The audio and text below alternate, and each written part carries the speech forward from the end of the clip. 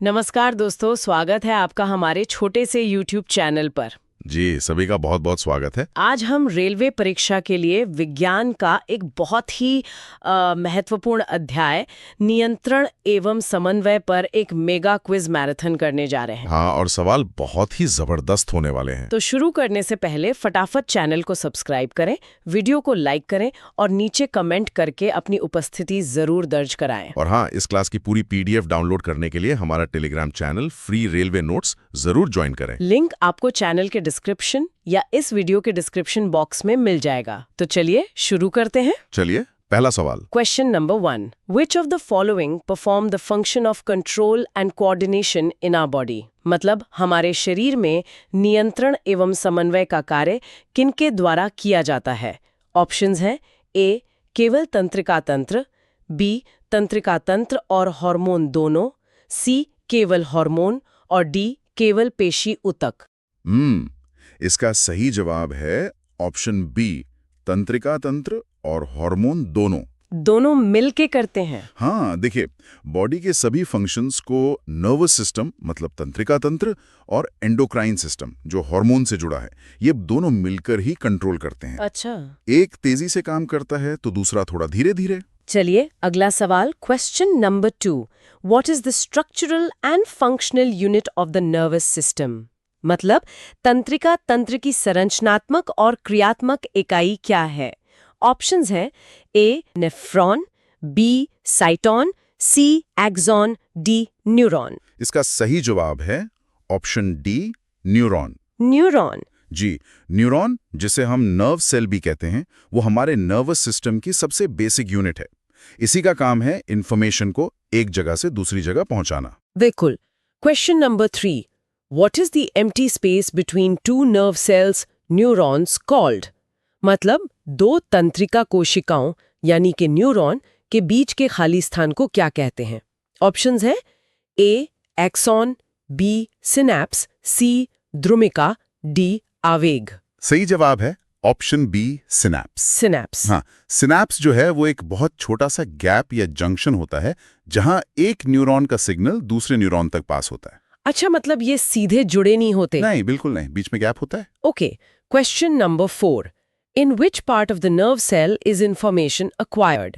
मतलब तंत्रिका कोशिका के किस भाग में सूचनाएं उपार्जित की जाती हैं या कह सकते हैं कि रिसीव की जाती हैं? ऑप्शंस हैं A. तंत्रिकाक्ष, B. कोशिका कायल, C. द्रुमिका, D.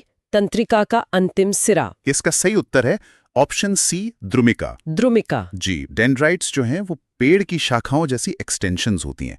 इनका काम ही है दूसरे न्यूरॉन से सिग्नल्स को रिसीव करना। एक तरह के एंटीना की तरह। बिल्कुल सही, एक एंटीना की तरह। बढ़िया। Question number 5. In which direction does information travel as an electrical impulse in a nerve cell? मतलब तंत्रिका कोशिका में सूचना विद्युत आवेग की तरह किस दिशा में यात्रा करती है? ऑप्शंस हैं A. द्रुमिका, कोशिका काय, तंत्रिकाक्ष अंतिम सिरा, B. तंत्रिकाक्ष, कोशिका काय, द्रुमिका, C. अंतिम सिरा, तंत्रिकाक्ष, कोशिका काय, D. कोशिका काय, द्रुमिका, तंत्रिकाक्ष। इसका सही जवाब है ऑप्शन ए। Option A। जी, द्रुमिका, कोशिका काय, तंत्रिकाक्ष और अंतिम सिरा। जी। देखिए, सिग्नल का जो रास्ता है ना, वो हमेशा फिक्स्ड होता है। ये डेंड्राइट से रिसीव होता है, फिर सेल बॉडी से प्रोसेस होके एक्सॉन के एंड तक जाता है। मतलब ये वन वे ट्रैफिक है। बिल्कुल, वन वे ट्रैफिक है। Question number 6. What does the electrical impulse get converted into at the synapse? मतलब सिनैप्स पर पहुंचने पर विद्युत आवेग किसमें बदल जाता है? ऑप्शंस है A. यांत्रिक संकेत में, B. चुंबकीय संकेत में, C. प्रकाश संकेत में, D. रासायनिक संकेत में। इसका सही जवाब होगा ऑप्शन डी, रासायनिक संकेत में। केमिकल सिग्नल में। हाँ, वो जो सिनैप्स का गैप है ना, उसे पार करने के लिए इलेक्ट्रिकल इम्पल्स एक केमिकल सिग्नल में बदल जाता है। अच्छा। इसी केमिकल को न्यूरोट्रांसमीटर कहते हैं और यही अगले न्यूरॉन को एक्टिवेट करता है। समझ गया। अगला सवाल। Question number 7. What are located in our sense organs to detect information from the environment? मतलब पर्यावरण से जुड़ी सूचनाओं का पता लगाने के लिए हमारी ज्ञानेंद्रियों में क्या स्थित होते हैं? ऑप्शंस हैं A. पेशियां, बी ग्राही, सी हार्मोन, डी प्रेरक। इसका सही जवाब है ऑप्शन बी ग्राही। ग्राही यानी रिसेप्टर्स। जी, रिसेप्टर्स ये खास तरह के सेल्स होते हैं जो हमारे सेंस ऑर्गन्स जैसे आँख, नाक, कान में होते हैं और बाहर के माहौल से लाइट, साउंड, टच जैसे स्टिमुलस को डिटेक्ट करते हैं। चलिए एक मजेदार कमेंट पढ़ते हैं। एक दर्शक ने लिखा है, सर मेरी गर्लफ्रेंड का दिमाग भी रिफ्लेक्स एक्शन की तरह काम करता है। मेरे कुछ कहने से पहले ही चप्पल फेंक देती है। हाँ, चलो भाई पढ़ाई पर ध्यान दो। अगला सवाल। बिल्कुल। Question number 8। What do gustatory receptors detect? मतलब रस संवेदी ग्राही किसका पता लगाते हैं? ऑप्शंस हैं ए गंध का, बी ध्वनि का, सी स्वाद का, डी प्रकाश का। इसका सही जवाब है ऑप्शन सी, स्वाद का। स्वाद का? हाँ, गस्टेटरी का मतलब ही टेस्ट से रिलेटेड होता है। तो ये जो रिसेप्टर्स हैं ये हमारी जीभ पर मतलब टंग पर होते हैं और हमें खट्टे, मीठे, नमकीन जैसे अलग अलग स्वाद का एहसास कराते हैं। ठीक है। Question number 9। What do olfactory receptors detect? मतलब घ्राणग्राही किसका पता लगाते हैं? ऑप्शंस है ए गंध का, बी स्वाद का, सी स्पर्श का, डी सुंद का। इसका सही जवाब है ऑप्शन ए, गंध का। गंध यानी स्मेल। जी, ऑल्फैक्टरी रिसेप्टर्स हमारी नाक के ऊपरी हिस्से में होते हैं और इनका काम ही है स्मेल को यानी गंध को डिटेक्ट करना। चलिए 10वें सवाल पर आते हैं। Question number 10। By whom is the reflex action mainly controlled? मतलब प्रतिवर्ती क्रिया का नियंत्रण मुख्य रूप से किसके द्वारा होता है? ऑप्शंस हैं ए मस्तिष्क, बी मेरुरज्जु, सी त्वचा, डी हृदय। इसका सही जवाब है ऑप्शन बी, मेरुरज्जु। Spinal cord. जी, स्पाइनल कॉर्ड। देखिए रिफ्लेक्स एक्शन बहुत ही तेज मतलब इनवॉलंटरी रिस्पॉन्स होते हैं। अच्छा। और इन्हें सीधे स्पाइनल कॉर्ड कंट्रोल करता है ताकि ब्रेन तक सिग्नल जाने का समय बच सके और हम खतरे से तुरंत बच जाएं। दोस्तों 10 सवाल हो गए हैं। अगर आपको क्विज में मजा आ रहा है तो फटाफट वीडियो को लाइक करें। हाँ जी, दोस्तों के साथ शेयर भी करें और चैनल को सब्सक्राइब करना तो बिल्कुल ना भूलें ताकि कोई भी क्लास मिस ना हो। आपका सपोर्ट ही हमारी असली ताकत है। चलिए आगे बढ़ते हैं। जी। Question number 11। Where are reflex arcs formed? मतलब प्रतिवर्ती चाप कहाँ बनते हैं? ऑप्शंस है ए मस्तिष्क में, बी पेशियों में, सी यकृत में, डी मेरुरज्जु में। सही जवाब है ऑप्शन डी, मेरुरज्जु में। ये भी स्पाइनल कॉर्ड में होता है? हाँ, जो रिफ्लेक्स आर्क है ना वो पूरा पाथवे है जिस पर रिफ्लेक्स एक्शन का सिग्नल चलता है। मतलब रिसेप्टर से स्पाइनल कॉर्ड तक और फिर वापस मसल तक। तो ये जो चाप है ये स्पाइनल कॉर्ड में ही बनता है। Is an example of what? मतलब गर्म वस्तु को छूने पर हाथ का तुरंत पीछे हट जाना, ये किसका उदाहरण है? ऑप्शंस है ए ऐच्छिक क्रिया, बी अनैच्छिक क्रिया हृदय की, सी प्रतिवर्ती क्रिया, डी सोची समझी क्रिया। इसका सही जवाब है ऑप्शन सी, प्रतिवर्ती क्रिया। Reflex action. जी, ये रिफ्लेक्स एक्शन का एक क्लासिक उदाहरण है। इसमें सोचना नहीं पड़ता, एक्शन तुरंत होता है ताकि हमें नुकसान ना हो। सही बात है। अगला सवाल, question number 13। What is the central nervous system CNS made of? मतलब केंद्रीय तंत्रिका तंत्र का निर्माण किससे होता है?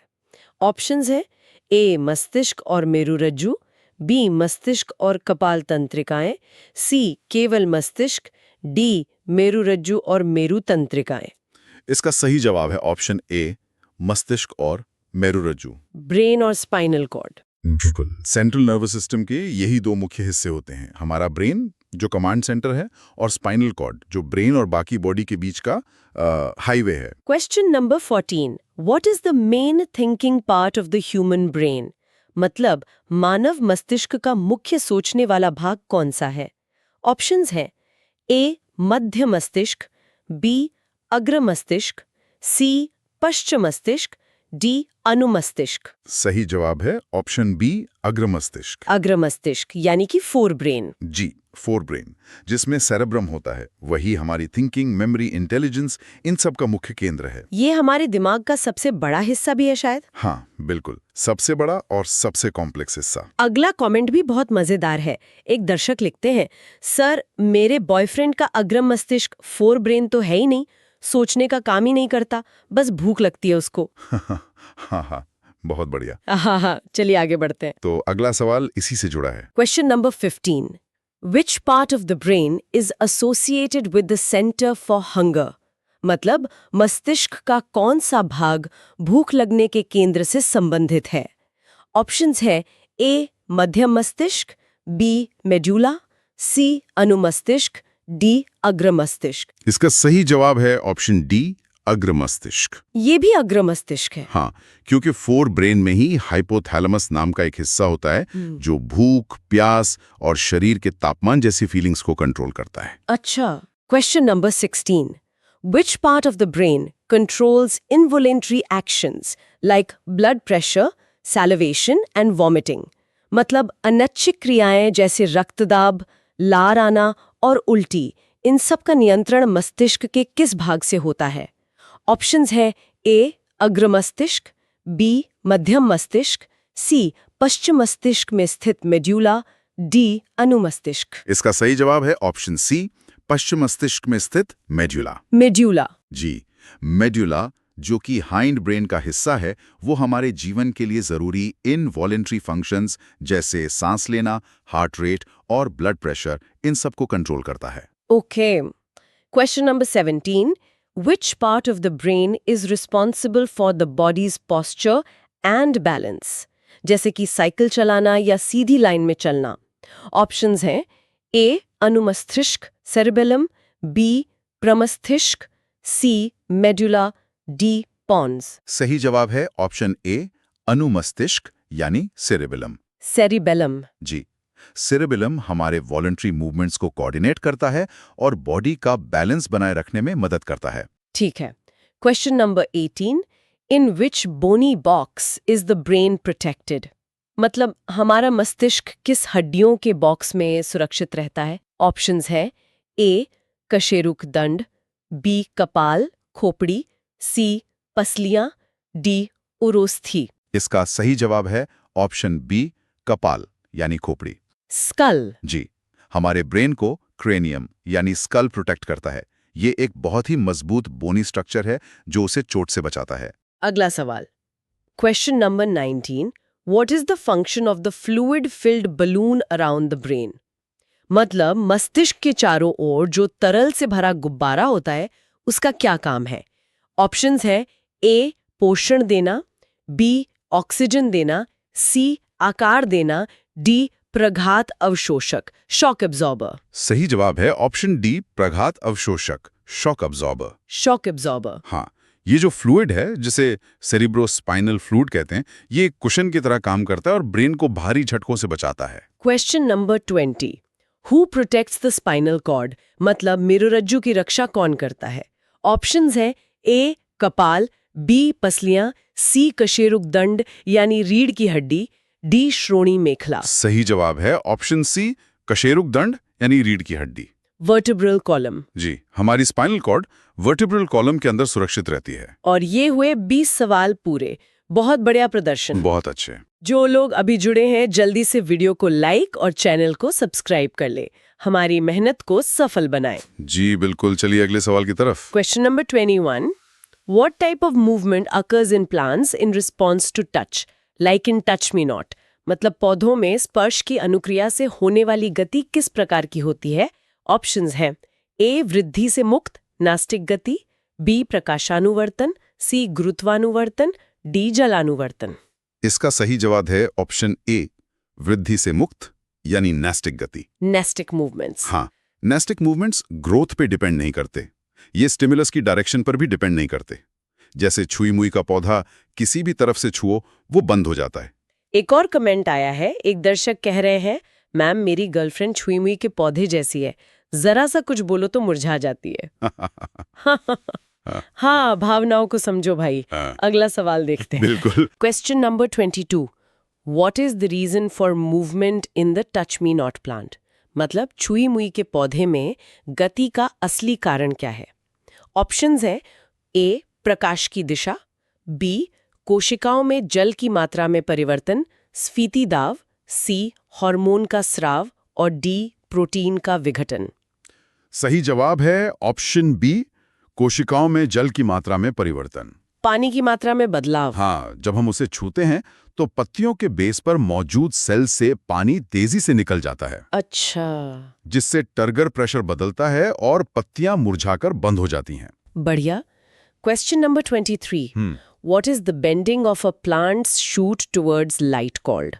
मतलब पौधे की टहनी का प्रकाश की ओर मुड़ना क्या कहलाता है? ऑप्शंस है ए गुरुत्वानुवर्तन, बी रसायनानुवर्तन, सी प्रकाशानुवर्तन और डी जलानुवर्तन। इसका सही उत्तर है ऑप्शन सी, प्रकाशानुवर्तन। फोटोट्रॉपिज्म। जी, फोटोट्रॉपिज्म। पौधे का लाइट की तरफ ग्रो करने का रिस्पॉन्स। फोटो का मतलब ही लाइट होता है, तो ये याद रखना आसान है। सही है। Question number 24। What type of tropism do roots generally show? मतलब जड़ें सामान्यतः किस प्रकार का अनुवर्तन दर्शाती हैं? ऑप्शंस हैं ए ऋणात्मक गुरुत्वानुवर्तन, बी धनात्मक प्रकाशानुवर्तन, सी ऋणात्मक जलानुवर्तन, डी धनात्मक गुरुत्वानुवर्तन। सही जवाब है ऑप्शन डी, धनात्मक गुरुत्वानुवर्तन। पॉजिटिव ग्रेविट्रोपिज्म। हाँ, मतलब ग्रेविटी की डायरेक्शन में ग्रो करना। जड़ें हमेशा गुरुत्वाकर्षण की दिशा में यानी नीचे की ओर ही बढ़ती हैं। बिल्कुल। Question number 25। The growth of the pollen tube towards the ovule is an example of what? मतलब पराग नलिका का बीजांड की ओर वृद्धि करना किसका उदाहरण है? ऑप्शंस हैं ए रसायनानुवर्तन, कीमोट्रोपिज्म, बी जलानुवर्तन, सी गुरुत्वानुवर्तन, डी प्रकाशानुवर्तन। सही जवाब है ऑप्शन ए, रसायनानुवर्तन यानी कीमोट्रोपिज्म। कीमोट्रोपिज्म। जी, इसमें होता क्या है कि ओव्यूल एक खास केमिकल सिग्नल रिलीज करता है जो पॉलन ट्यूब को अपनी तरफ अट्रैक्ट करता है। अच्छा, तो ये केमिकल से गाइड होता है। बिल्कुल, ये केमिकल ड्रिवन ग्रोथ है। Question number 26. Which hormone is helpful for the elongation of plant cells? मतलब पौधे की कोशिकाओं की लंबाई में वृद्धि के लिए कौन सा हार्मोन सहायक है? ऑप्शंस है ए साइटोकाइनिन, बी एब्सिसिक अम्ल, सी ऑक्सिन, डी जिबरेलिन। इसका सही जवाब है ऑप्शन सी, ऑक्सिन। ऑक्सिन। जी, ऑक्सिन हार्मोन पौधे की सेल्स की लंबाई बढ़ाने में मतलब सेल इलोंगेशन में एक की रोल प्ले करता है। Question number 27. Which hormone is helpful in the growth of the stem? मतलब तने की वृद्धि में कौन सा हार्मोन सहायक है? ऑप्शंस है ए केवल एब्सिसिक अम्ल, बी ऑक्सिन और जिब्रेलिन, सी केवल साइटोकाइनिन, डी इथाइलिन। सही जवाब है ऑप्शन बी, ऑक्सिन और जिब्रेलिन। ये दोनों मिलकर काम करते हैं। हाँ, ऑक्सिन सेल इलोंगेशन में मदद करता है और जिब्रेलिन तने की ओवरऑल लंबाई बढ़ाने में यानी स्टेम इलोंगेशन में मदद करता है। Question number 28.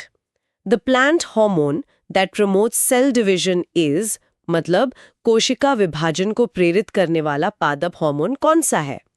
ऑप्शंस हैं ए ऑक्सिन, बी जिब्रेलिन, सी एब्सिसिक अम्ल, डी साइटोकाइनिन। सही जवाब है ऑप्शन डी, साइटोकाइनिन। साइटोकाइनिन। जी, साइटोकाइनिन का मेन फंक्शन ही सेल डिवीजन को प्रमोट करना है। ये खासकर तेजी से ग्रो हो रहे हिस्सों जैसे फलों और बीजों में पाया जाता है। एक और कमेंट आया है, एक भाई लिख रहे हैं, सर हमारी लव स्टोरी में सेल डिवीजन तो हो रहा है पर साइटोकाइनिन की जगह मिसअंडरस्टैंडिंग है। क्या साइंस लगाई है। वाह। चलो अगला सवाल। Question number 29. Which plant hormone inhibits growth and is responsible for the wilting of leaves? मतलब कौन सा पादप हार्मोन वृद्धि को रोकता है और पत्तियों के मुरझाने के लिए जिम्मेदार है? ऑप्शंस हैं ए एब्सिसिक अम्ल, बी ऑक्सिन, सी जिब्रेलिन, डी साइटोकाइनिन। इसका सही जवाब है ऑप्शन ए, एब्सिसिक अम्ल। Abscisic acid. हाँ, एब्सिसिक एसिड एक ग्रोथ इनहिबिटर है। इसे स्ट्रेस हार्मोन भी कहते हैं और ये पत्तियों के झड़ने और मुरझाने का कारण बनता है। Okay. Question number 30. Which hormone is found in higher concentration in fruits and seeds?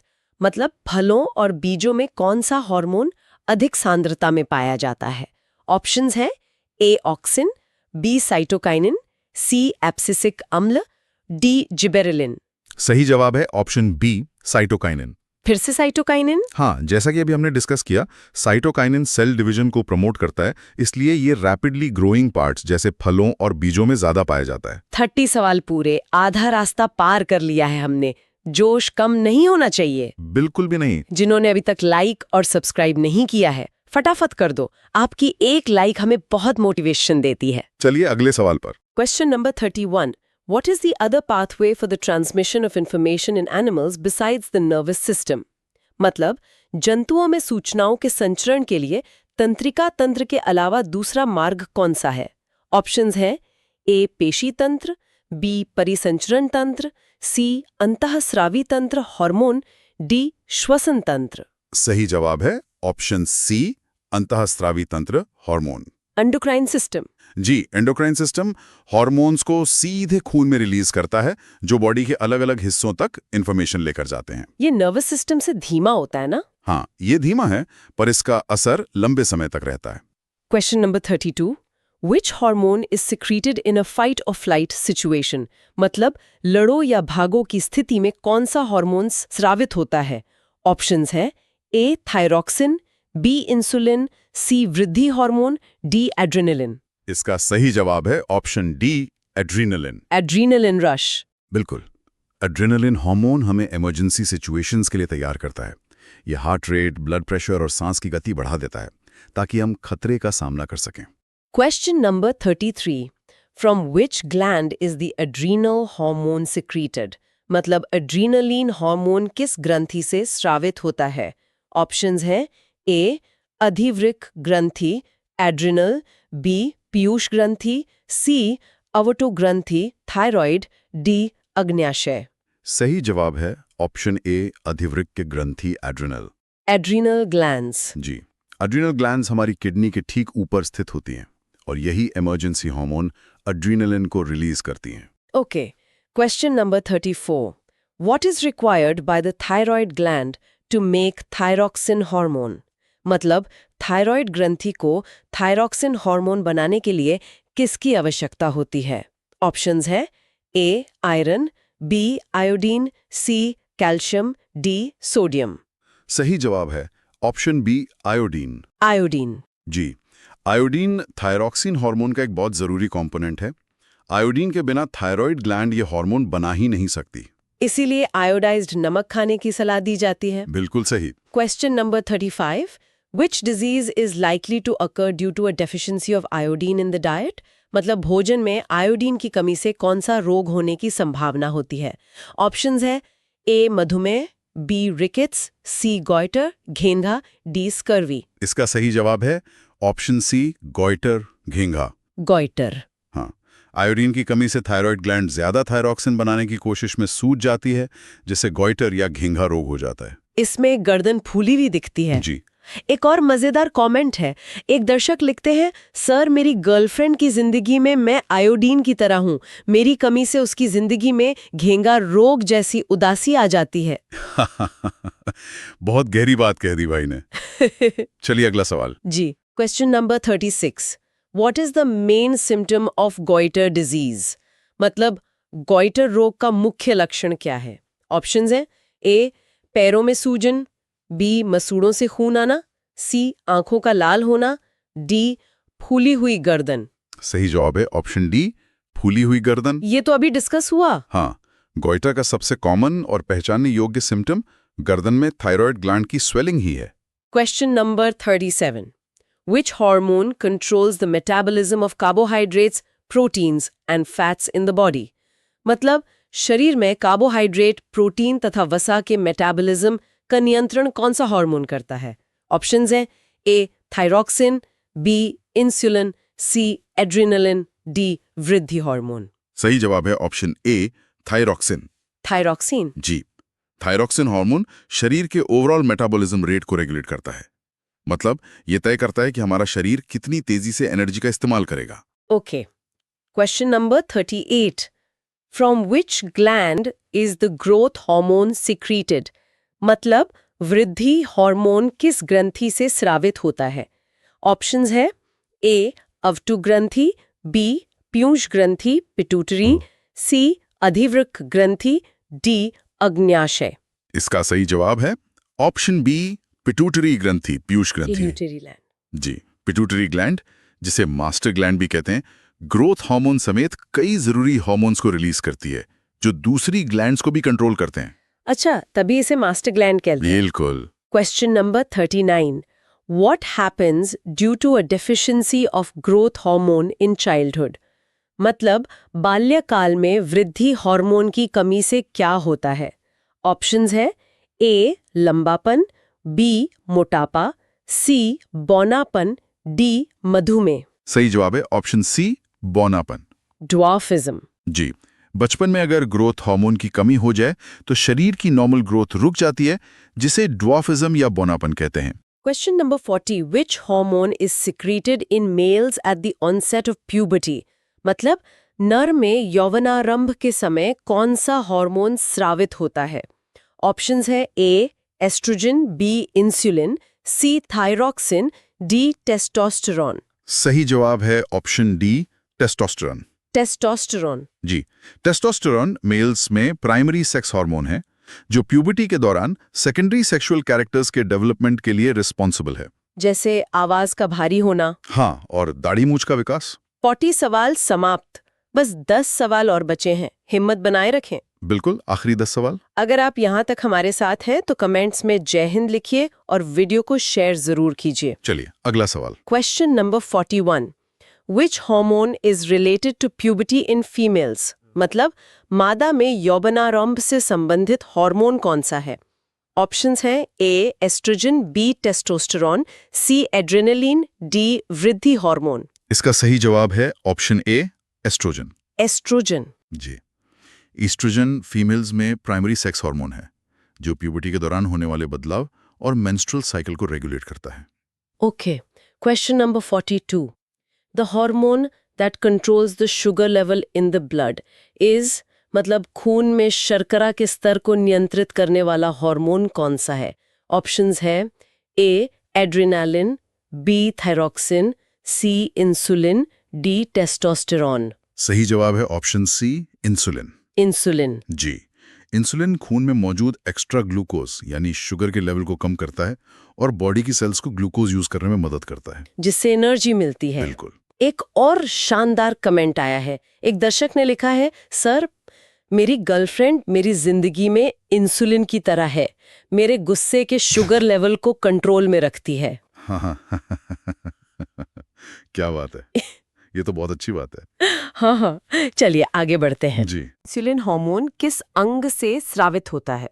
Options हैं A यकृत, B अग्न्याशय pancreas, C अमाशय, D Piyush ग्रंथि। सही जवाब है ऑप्शन बी, अग्न्याशय पैंक्रियस। पैंक्रियस। जी, पैंक्रियाज में मौजूद खास सेल्स जिन्हें आइलेट्स ऑफ लैंगरहैंस कहते हैं, इंसुलिन प्रोड्यूस करती हैं और उसे सीधे खून में छोड़ देती हैं। Question number 44.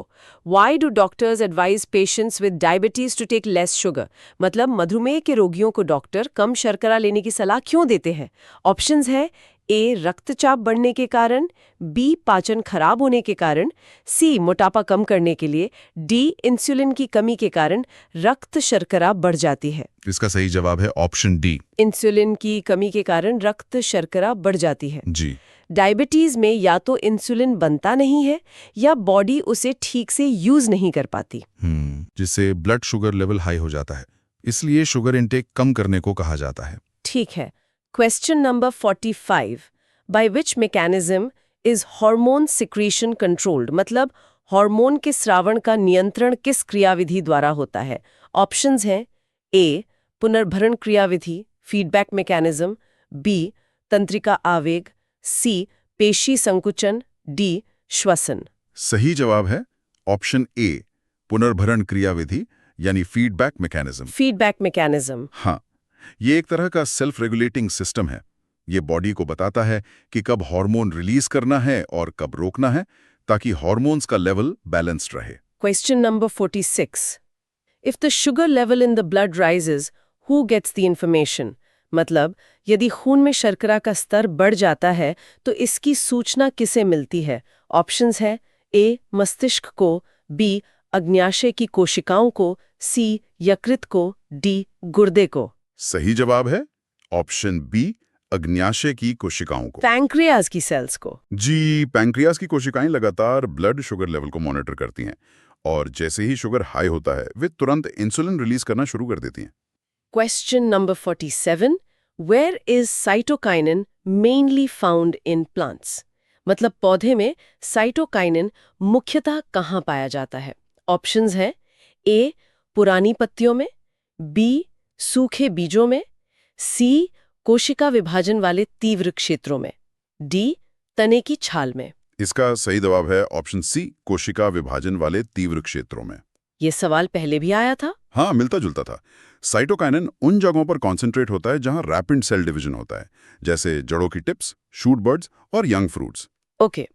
Question number 48. What happens in the growth of a tendril in a pea plant? मतलब मटर के पौधे में प्रतान टेंड्रिल की वृद्धि में क्या होता है? ऑप्शंस हैं ए प्रतान का वह भाग जो वस्तु के संपर्क में है तेजी से बढ़ता है, बी प्रतान मुरझा जाता है, सी प्रतान का वह भाग जो वस्तु से दूर है तेजी से बढ़ता है, डी प्रतान वृद्धि बंद कर देता है। इसका सही जवाब है ऑप्शन सी, प्रतान का वो भाग जो वस्तु से दूर है तेजी से बढ़ता है। ये थोड़ा कंफ्यूजिंग है। हाँ, देखिए, जब टेंड्रिल किसी सपोर्ट को टच करता है तो टच से दूर वाली साइड में ऑक्सिन हार्मोन जमा हो जाता है। अच्छा, जिससे वो साइड तेजी से ग्रो करती है और टेंड्रिल सपोर्ट के चारों ओर लिपट जाता है। समझ गया। Question number 49. Which gland acts like a master gland and stimulates other glands? मतलब कौन सी ग्रंथि मास्टर ग्रंथि के समान कार्य करती है और अन्य ग्रंथियों को प्रेरित करती है? ऑप्शंस हैं ए पीयूष ग्रंथि, B thymus, C pancreas, D adrenal. सही जवाब है ऑप्शन ए, पीयूष ग्रंथि। Pituitary gland. जी, पिट्यूटरी ग्लैंड को मास्टर ग्रंथि कहते इसलिए हैं क्योंकि ये दूसरे एंडोक्राइन ग्लैंड्स जैसे थायराइड और एड्रिनल ग्लैंड्स की फंक्शनिंग को कंट्रोल करने वाले हार्मोन्स बनाती है। आज का आखिरी फनी कमेंट। एक दर्शक लिखते हैं, सर मेरी गर्लफ्रेंड पीयूष ग्रंथि मास्टर ग्रंथि की तरह है, मेरे सारे दोस्तों और परिवार को कंट्रोल करती है। भाई बच के रहो। चलिए आखिरी सवाल की तरफ बढ़ते हैं। आखिरी सवाल। Question number 50. In what form does the message travel from one neuron to another across the synapse? मतलब एक न्यूरॉन से दूसरे न्यूरॉन तक संदेश किस रूप में जाता है सिनेप्स के पार? ऑप्शंस हैं ए पानी, बी रसायन न्यूरोट्रांसमीटर, सी केवल विद्युत आवेग, डी हवा। इसका सही जवाब है ऑप्शन बी, रसायन न्यूरोट्रांसमीटर। न्यूरोट्रांसमीटर। जी, जैसा हमने पहले भी डिस्कस किया था, सिनेप्स के गैप को पार करने के लिए इलेक्ट्रिकल सिग्नल केमिकल मैसेंजर्स में कन्वर्ट हो जाते हैं, जिन्हें न्यूरोट्रांसमीटर्स कहते हैं। और इसी के साथ हमारे 50 सवाल पूरे होते हैं। जबरदस्त। आप सब ने बहुत अच्छा किया। हमें उम्मीद है कि इस सेशन से आपको बहुत कुछ सीखने को मिला होगा। बिल्कुल। दोस्तों, इस क्लास की पीडीएफ के लिए हमारा Telegram channel free railway exam notes join करना ना भूलें। और अगर आपने अभी तक चैनल को सब्सक्राइब नहीं किया है तो ज़रूर कर लें, ताकि भविष्य की कोई भी महत्वपूर्ण क्लास आपसे मिस ना हो। आज हमारे साथ जुड़ने के लिए आप सभी का बहुत बहुत धन्यवाद। अपनी तैयारी जारी रखें, हम आपके लिए ऐसे ही और भी सेशंस लाते रहेंगे। जय हिंद, जय भारत। जय हिंद, जय भारत।